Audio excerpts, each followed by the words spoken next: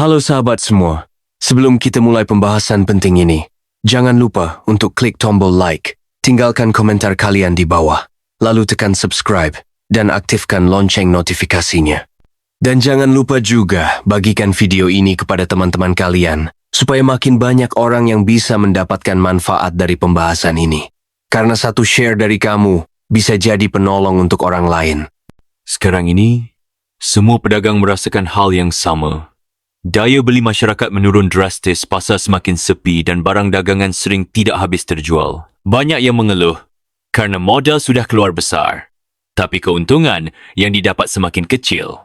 Bahkan ada pedagang yang bilang, dulu sehari bisa dapat untung 100,000, sekarang 50,000 saja susah. Situasi ini bukan hanya dirasakan pedagang pasar, tapi juga warung kecil, toko kelontong, hingga penjual online. Di sisi lain, lapangan pekerjaan makin sulit. Perusahaan-perusahaan melakukan pemutusan hubungan kerja atau PHK. Banyak teman, tetangga, bahkan keluarga kita sendiri yang kehilangan pekerjaan ketika penghasilan hilang. Otomatis kemampuan belanja pun berkurang. Dan itu kembali berdampak pada pedagang. Lingkaran ini terus berputar. Inilah realitas yang sedang kita hadapi. Sebuah masa sulit yang penuh ketidakpastian. Dan kita sekarang berada di zona inflasi.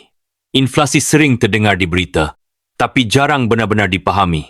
Sederhananya, inflasi adalah kondisi ketika harga barang dan jasa terus naik sementara nilai uang kita menurun. Contoh sederhana, dulu dengan RM100,000 kita bisa belanja banyak, tapi sekarang uang itu hanya cukup untuk membeli sebagian kecil kebutuhan. Inflasi bukan sekadar teori ekonomi, melainkan sesuatu yang kita rasakan setiap hari. Pedagang merasakan biaya belanja barang naik. Pembeli merasakan harga kebutuhan pokok makin mahal. Jadi, baik penjual maupun pembeli sama-sama tertekan. Di masa inflasi, uang yang kita simpan nilainya semakin menurun. Bayangkan jika kita hanya menyimpan uang di dompet atau tabungan tanpa ada strategi lain, maka lama-lama daya belinya habis dimakan inflasi. Karena itu, kita perlu tahu cara menghadapi inflasi. Bukan sekadar bertahan, tapi juga mencari jalan keluar. Mari kita lihat dampak inflasi lebih dalam. Pertama, harga kebutuhan pokok seperti beras, gula, minyak dan gas terus naik. Pedagang yang menjual kebutuhan sehari-hari kesulitan karena harus menaikkan harga, tapi jika harga dinaikkan terlalu tinggi, pembeli lari. Kedua, biaya transportasi dan logistik ikut naik. Bagi pedagang kecil, ini berarti modal bertambah besar. Misalnya, ongkos kirim barang naik, ongkos sewa tempat naik, sementara omzet menurun. Ketiga, inflasi membuat masyarakat lebih berhati-hati dalam membelanjakan uang. Orang-orang mulai mengurangi jajan, belanja baju baru, atau membeli barang-barang non-prioritas. Pedagang makanan, pakaian, dan aksesoris paling merasakan dampaknya. Dampak jangka panjangnya, daya beli yang turun bisa membuat bisnis kecil gulung tikar. Banyak toko tutup, banyak warung sepi pembeli. Maka jelas, inflasi bukan hanya soal angka, tapi soal kehidupan nyata kita sehari-hari. Dalam kondisi sesulit ini, mindset atau pola pikir adalah kunci utama. Banyak orang yang menyerah lebih dulu sebelum mencoba, padahal peluang selalu ada jika kita mau bergerak. Mindset pertama adalah berani memulai, meski dalam keadaan sulit. Jangan menunggu situasi sempurna, karena situasi tidak akan pernah benar-benar sempurna. Mindset kedua adalah fleksibilitas. Pedagang yang dulunya hanya menjual satu jenis barang, sekarang perlu berani mencoba barang baru yang lebih laku. Misalnya, jika jualan pakaian sedang sepi, bisa ditambah jualan makanan kecil atau kebutuhan sehari-hari. Mindset ketiga adalah kolaborasi. Di masa inflasi, kita tidak bisa jalan sendiri. Pedagang kecil bisa bekerja sama, saling menitipkan barang dagangan, atau memanfaatkan sistem digital untuk memperluas jangkauan. Dengan mindset yang benar, peluang tetap bisa tumbuh meski dalam masa sulit. Selain mindset, kita juga butuh strategi konkret. Pertama, hemat dan cerdas mengatur keuangan, kurangi pengeluaran yang tidak perlu, fokus pada kebutuhan utama, dan sisihkan sebagian untuk ditabung. Kedua, perkuat usaha kecil. Jangan takut memulai bisnes sederhana. Banyak usaha kecil yang justru tumbuh di masa krisis, seperti jualan makanan, minuman, atau kebutuhan harian. Ketiga, manfaatkan teknologi. Media sosial bisa menjadi toko gratis untuk promosi. Pedagang bisa menjual lewat WhatsApp, Facebook, atau TikTok. Tidak perlu toko besar. Yang penting konsisten promosi. Keempat, perluas jaringan. Cari komunitas pedagang, reseller, atau kelompok usaha bersama.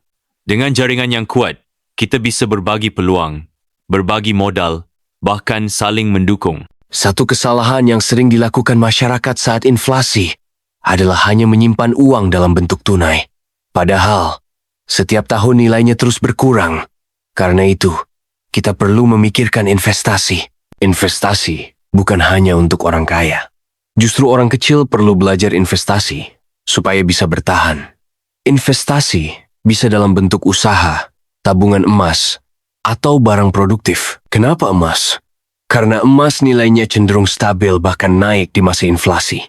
Emas adalah salah satu aset yang sudah terbukti sejak ratusan tahun lalu mampu melindungi nilai kekayaan. Tapi selain emas, ada satu aset lain yang sering dilupakan, yaitu perak. Perak selama ini dipandang lebih murah daripada emas, padahal potensinya luar biasa. Banyak pakar ekonomi percaya, di masa depan harga perak akan naik tinggi karena digunakan dalam industri teknologi, energi terbarukan, dan kesehatan. Perak lebih terjangkau sehingga pedagang kecil pun bisa mulai berinvestasi sedikit demi sedikit. Bayangkan jika setiap bulan kita sisihkan uang untuk membeli perak, maka beberapa tahun ke depan nilainya bisa menjadi penolong ketika harga-harga semakin naik.